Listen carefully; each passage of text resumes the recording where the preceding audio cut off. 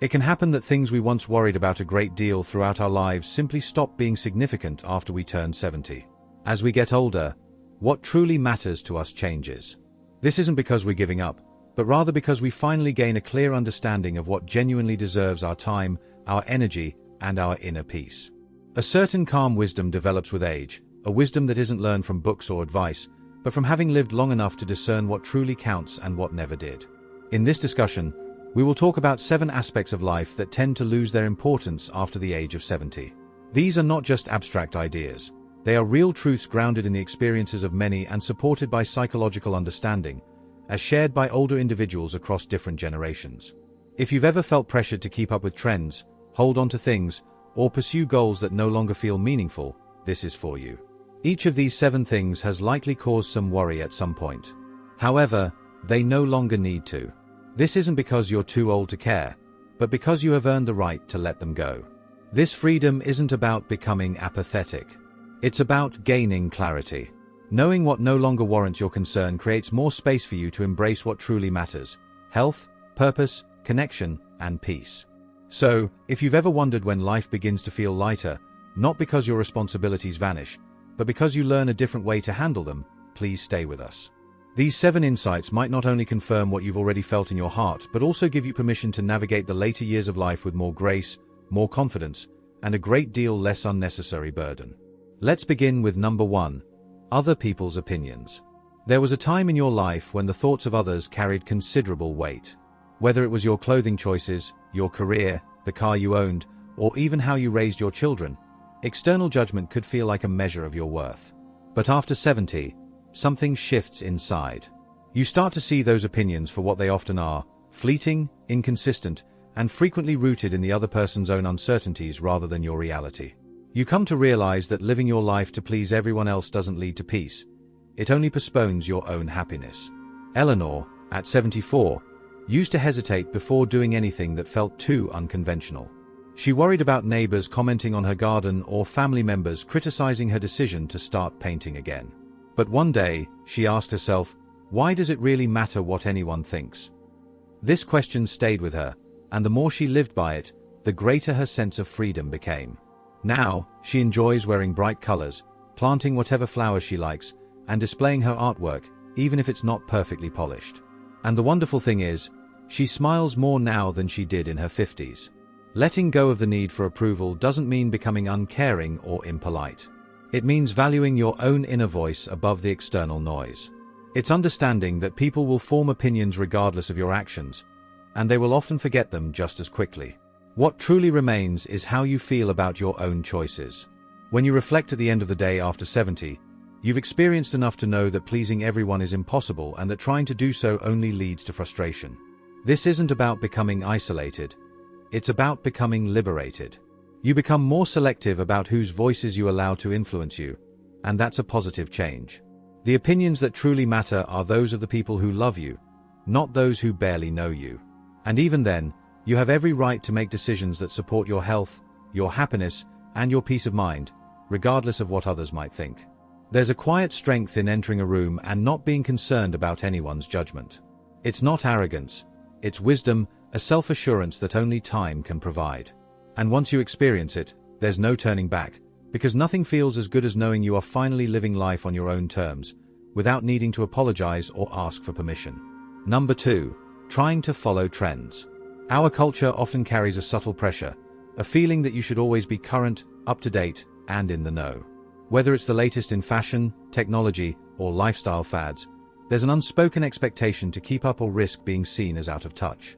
But after 70, this pressure often loses its power. You start to see how superficial many trends are, how quickly they come and go, and how little they truly contribute to your personal joy, comfort, or sense of identity. Harold, at 78, used to wear whatever was considered fashionable. If jeans were tighter, he bought tighter jeans. If a new smartphone came out with more features, he upgraded even if he didn't really need to.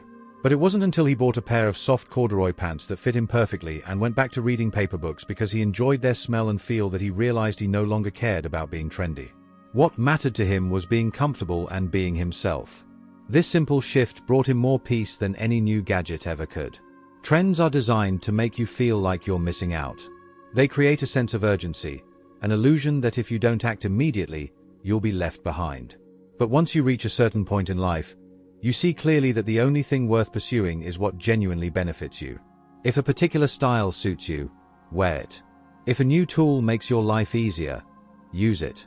But never feel obligated to change simply because someone else declares it to be the new thing. There's a dignity in choosing timelessness over trendiness, a strength in honoring your own pace. At this stage, you've likely seen enough styles come full circle to know that what's popular today was out of style yesterday and might return again next year. That's a cycle you no longer need to participate in. You've already won the most important game, knowing who you are and what makes you feel good in your own skin. So, wear the shoes that support your feet, listen to the music that soothes your soul, and decorate your living space with things that bring you peace, not just what's currently popular. True confidence isn't about being trendy. It's about being completely comfortable and at ease in your own life. Number 3. Regretting the past. We all carry memories of moments we wish we could change, a missed opportunity, a harsh word spoken, a decision we might have made differently. Regret is like a quiet companion that tends to follow us through the years. But after 70, something softens. You begin to view your past not as a collection of mistakes, but as a map that has guided you to exactly where you are meant to be. And the more you reflect, the more you realize that everything you've experienced, both the joys and the sorrows, has contributed to your depth, your strength, and your wisdom. Walter, at 81, spent many years replaying a decision he made in his early 40s. He had turned down a job offer that would have meant a higher salary because it required relocating. For decades, he wondered if he had made the wrong choice. But now, sitting in the same home where he raised his children and watched his grandchildren grow, he understands something profound. That decision, while uncertain at the time, provided him with stability, presence, and a life filled with meaningful relationships that still matter deeply. In hindsight, what once felt like a regret now feels like a blessing in disguise. Regret loses its power when you approach it with understanding. At 70 and beyond, you have earned the right to stop judging your younger self. That version of you was doing the best they could with the knowledge, resources, and emotional maturity they possessed at that time. Just as you wouldn't scold a child for not understanding algebra, you can learn to stop criticizing your past self for things you didn't know then. There's a sense of liberation in acknowledging that something happened, that you learned from it, and that you are still here. It doesn't mean you forget. It means you integrate. You take the lesson, the growth, the lasting impact, and you let it inform your present choices, not punish you. Because the truth is, regret can only exist in the past, and your life continues to unfold in the present. Every morning you wake up is another blank page waiting to be written on. Instead of dwelling on what could have been, you begin to focus on what still can be. This shift from regret to resolve is one of the great gifts that aging can offer. You no longer carry the past as a heavy weight. You carry it as a lantern, illuminating your path with hard-earned clarity. Number 4. Comparing yourself to others. At some point in our lives, we all measure ourselves against someone else. It might begin in school, who has better grades, nicer clothes, more friends, and it often continues into adulthood, who has a bigger house, a longer-lasting marriage, more successful children. But after 70, the urge to compare begins to fade. You start to realize that every person walks a unique path filled with unseen challenges and quiet triumphs, and that no two lives are ever truly alike, not in their journey, their timing, or their inherent meaning. Lois, at 75, used to scroll through social media and feel inadequate. Pictures of old friends on exotic vacations, celebrating anniversaries, and holding new grandchildren all made her feel like she had somehow missed out. But then one afternoon, she took a peaceful walk through her garden and realized she was comparing carefully curated highlights to her own quiet, meaningful life. She had her health, her independence, and a few dear friends she could call at any time. That moment shifted her perspective on her own story, seeing it not as lacking, but as uniquely hers. Comparison can be very damaging. It not only takes away your joy but also steals your focus. When you're constantly looking sideways at what others have or are doing, you forget to look inward at your own life and forward at your own goals. And while someone else's life might appear brighter or easier from the outside, you never truly know what burdens they carry. The reality is, no one goes through life without some form of hardship, loss, or regret, not even those who seem to have it all. After 70, you begin to understand that success isn't about reaching the same milestones as everyone else. It's about finding your own peace, nurturing the relationships that sustain you, pursuing the passions that still bring you joy, and appreciating the quiet moments that remind you of how far you've come. You've lived through enough experiences to know that comparison is almost always based on incomplete information, and that the most important measure is not how your life looks, but how it feels to you. So, let others live their stories while you continue to write your own. Let their successes inspire you without diminishing the value of your own journey. You don't need to be like anyone else. You simply need to be true to who you are, where you are in life, and what truly matters to you. Number 5. Pushing your body beyond its limits. In earlier decades, many of us felt we had to prove something about our strength, our stamina, or simply our ability to keep up with everything. Whether it was lifting heavy objects without asking for help, working through physical pain, or pretending not to be tired, we often ignored our body's subtle requests for rest in the name of pride or productivity. But once you reach 70, a new kind of wisdom often develops, one that tells you that slowing down isn't a sign of weakness, it's a sign of wisdom. Resting isn't a defeat, it's an act of respect for your body. And protecting your energy isn't laziness, it's an act of self-preservation. Charles, at 80, used to insist on mowing his own lawn every week, even in the intense summer heat. He told himself it was good exercise and that it helped him maintain his independence. But after experiencing a dizzy spell one afternoon that led to a doctor's visit, he realized something had changed. His body wasn't just suggesting he slow down, it was asking him to listen. So, he hired a local teenager to help with the lawn care. Now, he still enjoys being outside, but he does so from a comfortable chair in the shade, sipping iced tea and chatting about baseball while the lawn gets mowed. He didn't lose anything by taking a step back, he actually gained peace of mind. At this stage of life, your worth isn't tied to how much you can lift, how far you can walk without needing a break, or how quickly you recover from physical strain.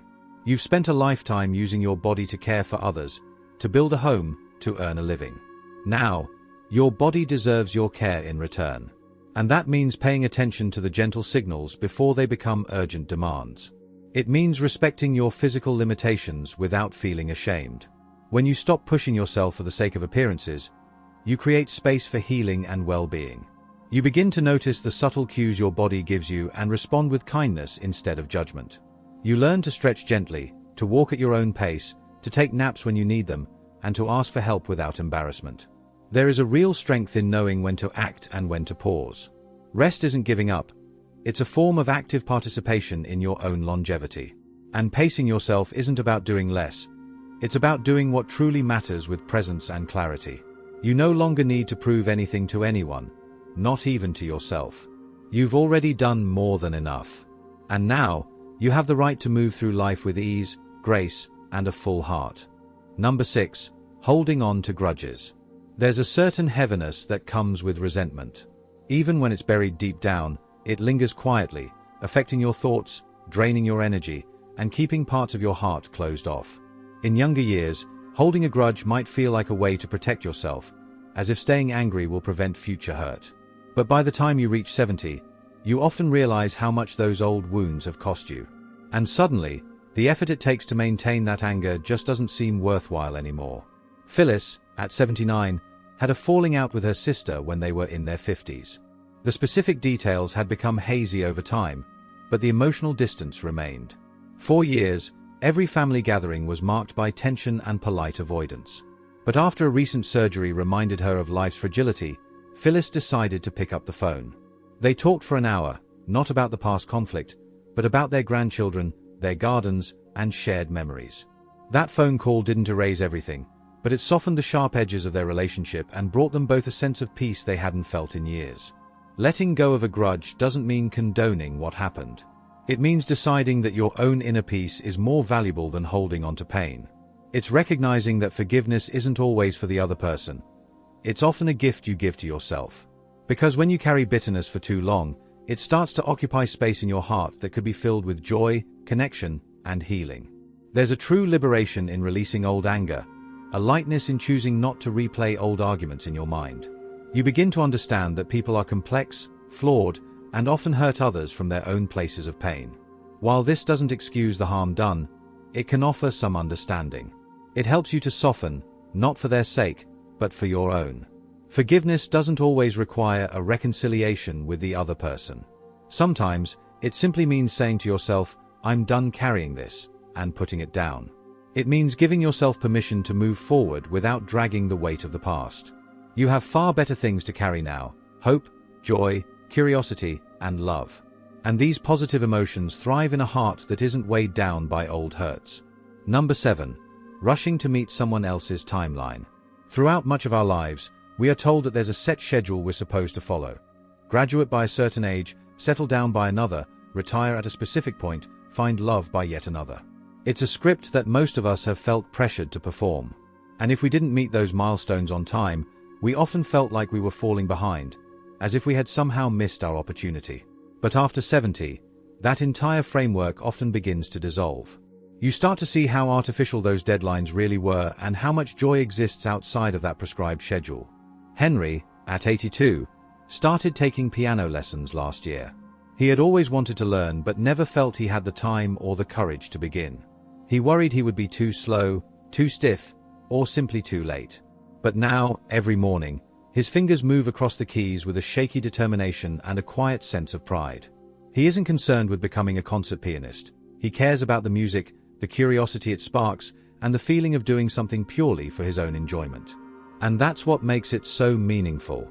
After 70, you begin to realize that nothing truly meaningful in life has an expiration date. Love, learning, creativity, healing, these things don't cease to exist because of a number. They actually expand when given the space to grow. And the truth is, rushing to achieve someone else's definition of success only distracts you from discovering your own. Whether you decide to pick up a new hobby, mend a broken relationship, or take a leap of faith, the timing is perfect if it feels right for you now. Letting go of the need to race doesn't mean giving up on life. It means truly waking up to the fact that the most fulfilling chapters of your life might still be unwritten, that your personal story doesn't need to follow anyone else's outline to be significant, and that joy, growth, and discovery are not reserved for the young. They are available to anyone who is willing. So, if something has been tugging at your heart, don't ask if it's too late. Instead, ask yourself, is this still calling to me? If the answer is yes, then it matters. And if it matters to you, that is enough. You are not behind. You are exactly where you are meant to be, writing a life that honors your own pace, your own desires, and your own truth. Final thoughts. As we conclude this discussion, please take a moment to reflect on these 7 areas we've explored. Which ones resonated with you? Which ones gave you permission to breathe a little more easily or to be a little kinder to yourself? Perhaps you realize that you've already let go of some of these things, or maybe this is the first time you're recognizing how much unnecessary weight you've been carrying. Either way, there's no better time than now to lighten your load. Life after 70 is not a period of decline. It's a time of awakening, an awakening to your own voice, your own needs, and your own rhythm. It's when you stop chasing things that don't truly serve you and start cherishing the things that do. You have earned this peace, not by avoiding difficulties, but by navigating through them. And every step you've taken, even the ones you questioned, has brought you to this place of greater clarity. Letting go of what no longer matters isn't about becoming indifferent.